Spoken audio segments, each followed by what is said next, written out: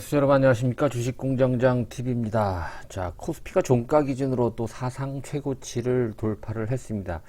자, 근데 종목별 또 섹터별 차이가 있어서 체감 지수는 뭐 역사적 신고가다 종가 기준으로 좀 납득하기 어려운 그런 분들도 있지 않나 생각이 됩니다. 어차피 지수가 좀 끌어올려주고 있는, 즉 급하지 않게 서서히 좀 끌어올려주고 있는 그런 분위기라고 한다면 우리가 관심 있는 개별 섹터들의 매기가 순환매로 돌 수 있기 때문에 매우 반가운 소식이다, 이렇게 저는 해석을 하고 있습니다.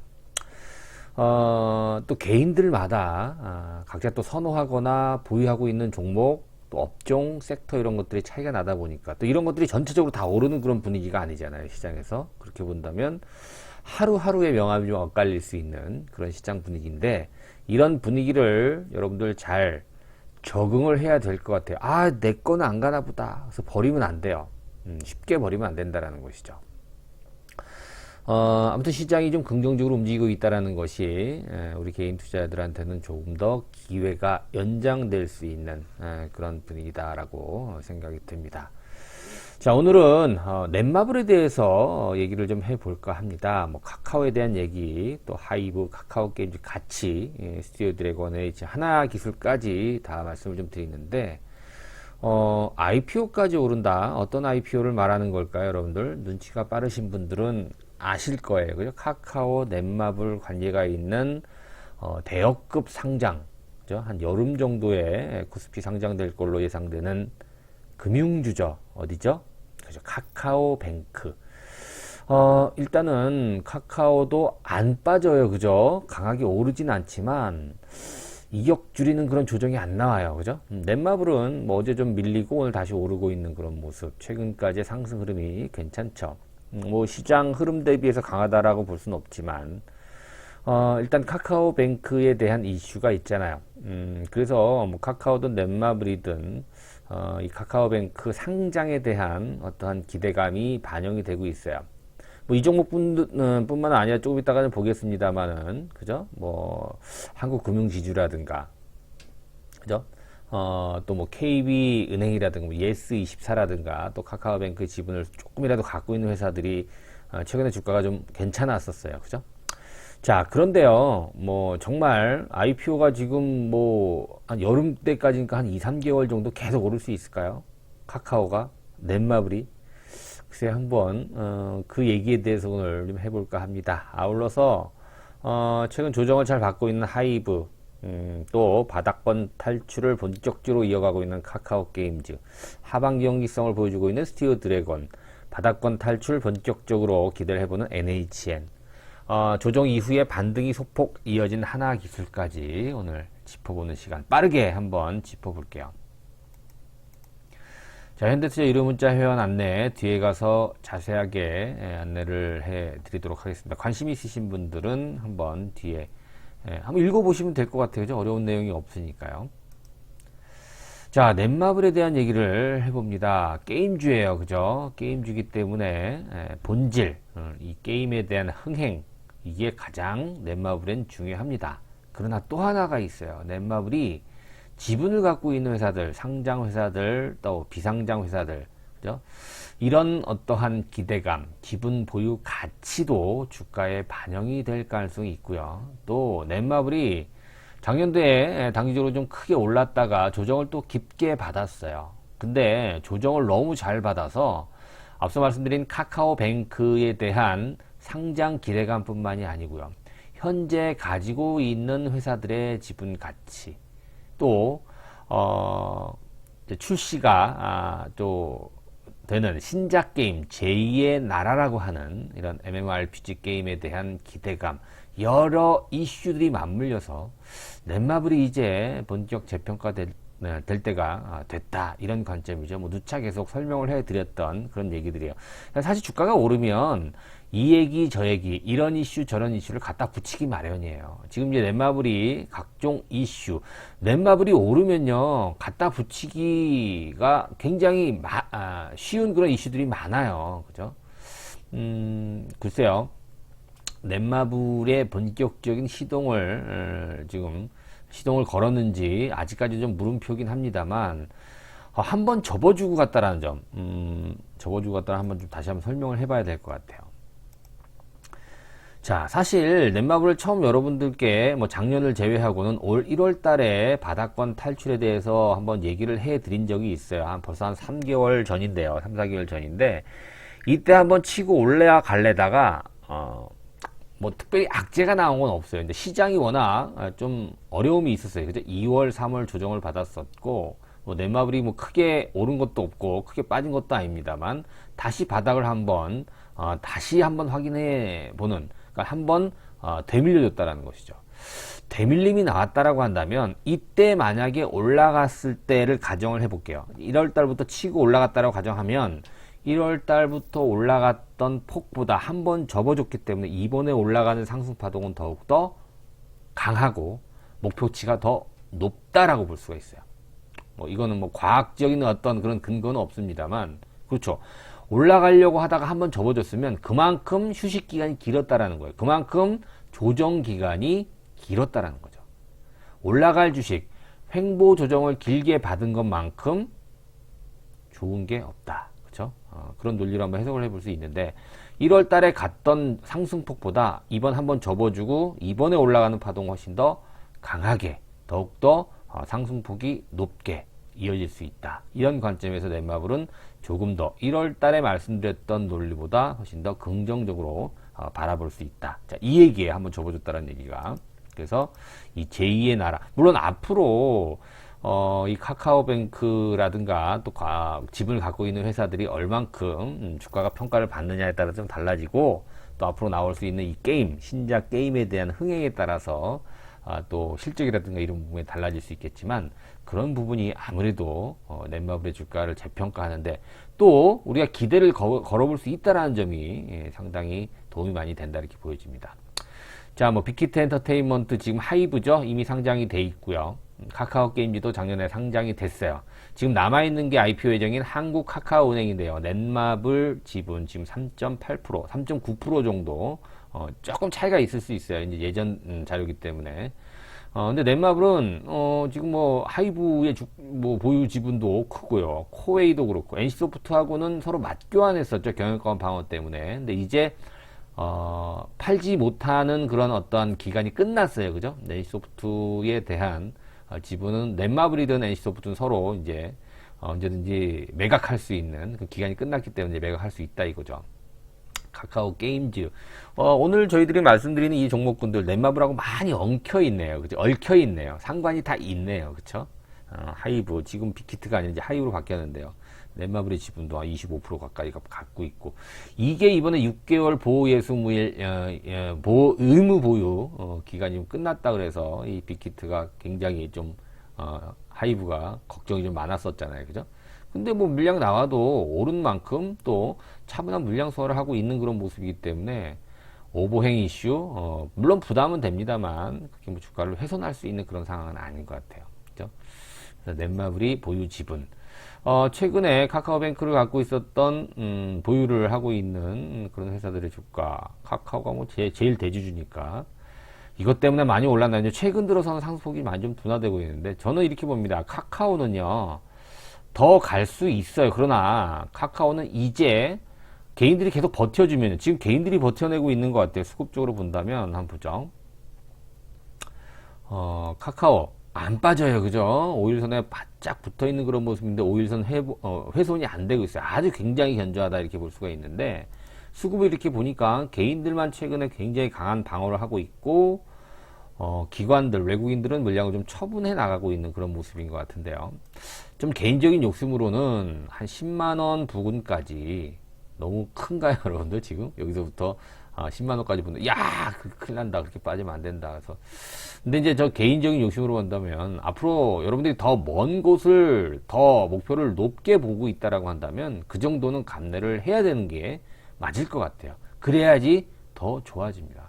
주가가 얼만큼 상승한지의 결정은 누가 좌우한다고 그랬어요? 어떤 게? 그렇죠? 얼만큼 오르느냐는 얼만큼 잘 조정을 받았느냐가 결정을 한다, 이렇게 볼 수가 있어요. 카카오는 더 갑니다. 누가 보더라도 저는 더 높은 곳을 보고 있기 때문에 단기적으로는 좀 이렇게 좀 눌림목, 이격 조정 이런 부분이 불가피하다라고 보는 거예요. 나쁘게 보는 게 아니라. 그래서 개인적인 생각으로 개인적인 욕심은 10만 원 전후까지는 좀 시간이 걸린다라고 하더라도 이격 축소를 한 다음에 다시 한번 재정비 후에 올라가는 것이 카카오를 위해서 더 좋을 것이다.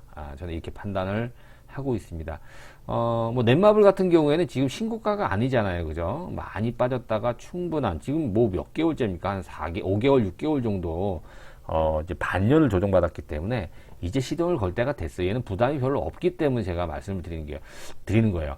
자, 수급도 달라요. 그죠? 아까 카카오는 지금 개인들을 봤는데 넷마블은 지금 개인들이 계속 팔고 있고 기관과 외국인들 특히 연기금이 지속적으로 뒷받침이 되고 있다는 얘기는 뭐냐면 수급적으로 봤을 때 카카오에 대한 가격 부담은 지금 있지만 넷마블에 대한 가격 부담은 그렇게 많지 않다. 같이 카카오뱅크에 대한 IPO 그죠?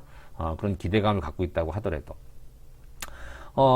한국투자 밸류 자산운용 그죠? 한국금융지주가 카카오뱅크 지분을 많이 갖고 있죠. 얘들의 주가도 굉장히 좋았고요. 국민은행도 갖고 있네요. 그죠? KB금융도 최근 뭐 그것도 오르진 않았네. 얘는 좀 빠져있는 그런 모습이고 예스24도 조금 지분을 갖고 있는데 주가 나쁘지 않은 그런 모습이에요. 자, 카카오뱅크의 지분을 갖고 있는 회사들의 주가 뭐 나쁘지 않은 그런 모습이고 당연히 넷마블 좋았고요. 카카오도 나쁘지 않았습니다. 카카오뱅크 지분 구조를 좀 더 자세히 들어가 보면 카카오가 절대적인 대주주고요. 한국투자 밸류 자산운용 가치 투자를 중심으로 하는 자산운용사인데 한국금융지주 그죠? 한국투자 밸류 자산운용은 이제 상장사가 아니니까 이 지분을 갖고 있는 한국금융지주가 그 다음 주주고요. 그 다음에 KB금융, 국민은행이 약 10% 정도 갖고 있고요. 지금 한국투자금융하고는 조금 별개로 갖고 있네요. 그죠? 오른쪽을 보니까. 자, 지금 이렇게 보게 되면 지금 보통 금융사들이 대부분 카카오뱅크의 대주주예요. 그죠? 넷마블이 약 4% 정도 되고요.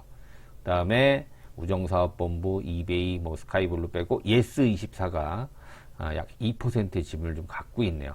자, 카카오뱅크가 간략하게 말씀을 드리면 여러분도 쓰고 계실 거예요. 저도 씁니다. 저는 개인적으로 뭐 토스 또 K뱅크 이런 건 아직 안 접해보진 않았는데 카카오뱅크는 쓴 지가 좀 꽤 됐어요. 카카오뱅크가 지금 고객이 1,400만 명이 넘는다 그래요. 그죠? 1,400만 명이면은 거의 다 쓴다라고 봐야 될 것 같은데 안 쓰시는 분도 분명 계시겠지만 수신잔고가 최대 25조 3천억 정도. 어마어마합니다.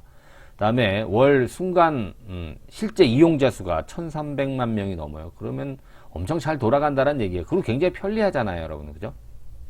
비대면 그거와 또 맞물리고 지금 장외시장에서 한 35조 정도 시총이 된대요.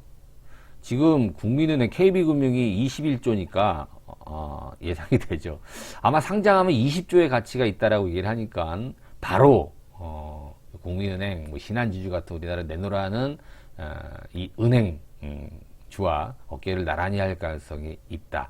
뭐 고평가다 저평가다 이건 지금 제가 얘기해 드리기가 좀 곤란한데 중요한 건 뭐냐면 그 정도의 가치가 있다. 그죠? 카카오뱅크 지금 이제 순 월간 이용자 수가 1,300만 명이 넘는다 그러잖아요. 그죠? 사실 지금 이 얘기 하다 보니까 은행 창구 간 적이 제가 한 몇 년 된 것 같아요. 은행에 직접 간 지가.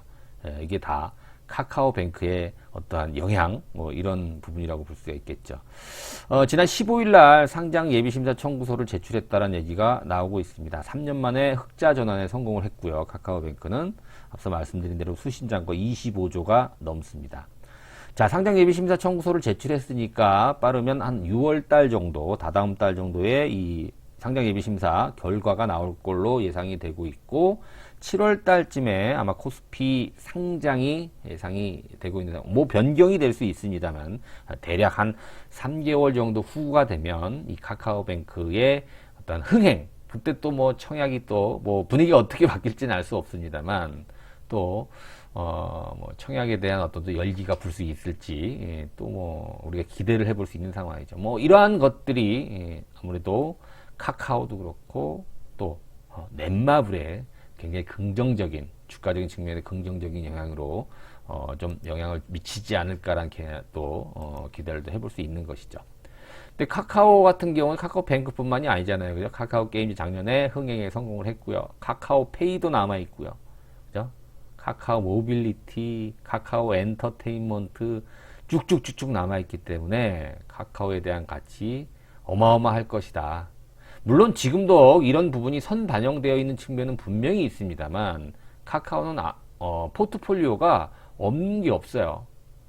따져보면. 그래서 지금 현재 앞으로 뭐 성장할 수 있는 그런 어떤 섹터 영역 이런 쪽에 4차 산업혁명과 가장 맞물리는 가장 또 연관이 있는 그런 아이템들을 카카오가 자회사로 다 가지고 있는 것 같아요. 하물며 최근에 비트코인까지, 그죠? 거기다가 또 뭐 있어요? 메타버스라고 하는 이런 초현실 가상세계와 관련된 그런 아이템들도 갖고 있고 뭐 굉장히 많아요. 패션 이번에 지그재그인가요? 그죠? 패션 플랫폼 여성 2030을 타겟으로 한 지그재그라고 하는 그런 패션 1조 원에 또 인수를 했고요. 자, 이렇게 본다면 카카오 조정만 잘 받아준다면 다시 한번 비중을 확대할 수 있는 충분한 그런 가치를 갖고 있는 회사다. 이렇게 정리가 되네요. 자꾸 뭐 카카오를 팔아라 하니까 굉장히 좀 저를 미워하시는 분들이 계시는 것 같은데요. 이런 이유가 있기 때문에 제가 이렇게 말씀을 드리는 거예요. 오해는 안 하셨으면 좋을 것 같고요. 다른 종목군들, 기타 종목군들 하나하나 좀 살펴보도록 할게요. 하이브 조정 잘 받고 있어요. 그쵸? 권리락 이후에 조정을 잘 받고, 저는 뭐가 좋냐면 사실 우리가 뭐 1000만 주 이상 또 몇백만 주 이상 보호예수 물량이 풀려서 뭐 물량 부담이 있다 이런 얘기가 나오지만 보세요 여러분들, 거래가 없어요. 물량 나온다라고 볼 수 있나요? 지금 최근의 거래량을 보게 되면 그냥 매수세가 좀 주춤할 뿐이에요. 그리고 자율 조정이라고 보는 거예요. 이런 것들은 차트상으로 봤을 때, 수급적으로 봤을 때 아무런 이상이 없어요.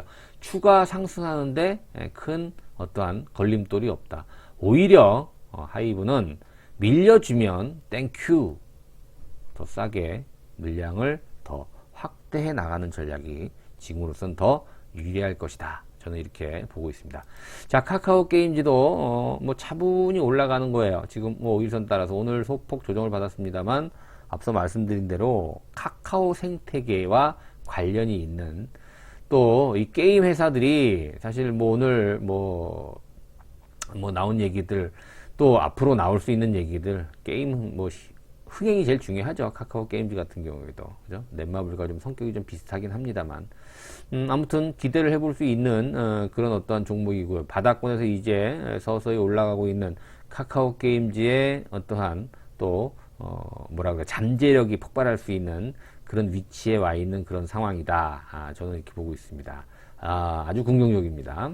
자, 스튜디오 드래곤 오늘 또 OTT 해외 진출 뭐 여러 가지 보고서들이 많이 나온 것 같습니다. 뭐 주가는 하방 경직성을 보여주고 있는데요.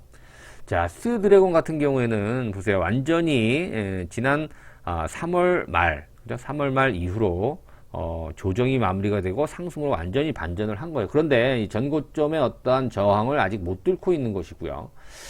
근데 매집은 굉장히 잘 돼 있어요, 여러분들. 오늘 보시면 마이너스로 출발하는 모습이에요. 오늘 시가가 마이너스 0.6%로 출발하는데 종가가 플러스권이에요, 그죠? 그러니까 낮게 출발한 주식을 결국 플러스권으로 끌어올렸다는 얘기예요. 그렇게 본다면 매집이 안 된 종목군들은 거래가 많이 수반이 됩니다. 즉 계속 나오는 물량을 받아내야지만 플러스권으로 끌어올릴 수 있거든요. 그러니까 출발은 마이너스지만 종가를 끌어올렸다라는 것은, 그러니까 일반적으로 보면 거래량이 많이 수반이 돼야 돼요. 일반적으로. 근데 거래를 수반하지 않는데도 마이너스에서 플러스권으로 결국 끌어올렸다라는 건 뭐냐면 나올 수 있는 물량이 많지 않다라는 거예요. 매물이 많지 않다라는 거예요. 이 얘기는 또 뒤집어 얘기하면 매수 세력이 언제든지 스튜디오 드래곤을 끌어올릴 수 있다는 얘기죠. 언제든지 11만원 고점을 또 돌파시킬 수 있는 그런 힘을 갖고 있다라고 해석을 해볼 수도 있는 것이죠. 스튜디오 드래곤 10만원 전후 초반, 저는 매도가 아닌 매수 관점을 접근하시는 것이 필요할 것이다. 이렇게 판단이 됩니다. 자, NHN 어제 자세히 설명을 드렸는데요. 이것도 글쎄요, NHN이 기술적으로만 봤을 때 아직 61선이 이 파란 선이 61선이잖아요. 그죠? 이 60일 이동 평균선이 하락해서 지금 횡보로 갔는데 돌진 못했어요. 주가가 조금만 더 올라줘서 74,000원, 75,000원까지만 간다면 이제 이 장기, 중장기 이동평균선이 이제 상승, 우상향으로 전환이 될 가능성이 있어요. 그렇게 본다면 5일선, 또 21선, 그죠? 이런 종목들이 정배열로 전환이 되면서 이제 본격적으로 추세가 상승세로 반전이 될 가능성이 매우 높은 기술적인 어떤 분기, 변곡점에 와 있다.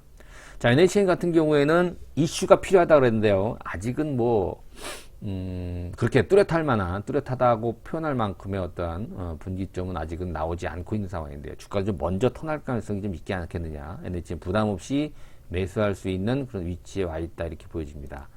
자, 하나기술까지 볼게요. 3일 정도 조정을 받고 하루 반등이 나왔는데 아직 거래량이 나오지 않기 때문에 거래가 나오면 또 한번 퉁 하고 올라가면서 다시 8만원대를 찍을 가능성이 있어요. 한번 기다려보죠. 기대해 보면서 실망할 필요 전혀 없는 주식입니다. 걱정하지 마시고 대응하시면 될 것 같습니다.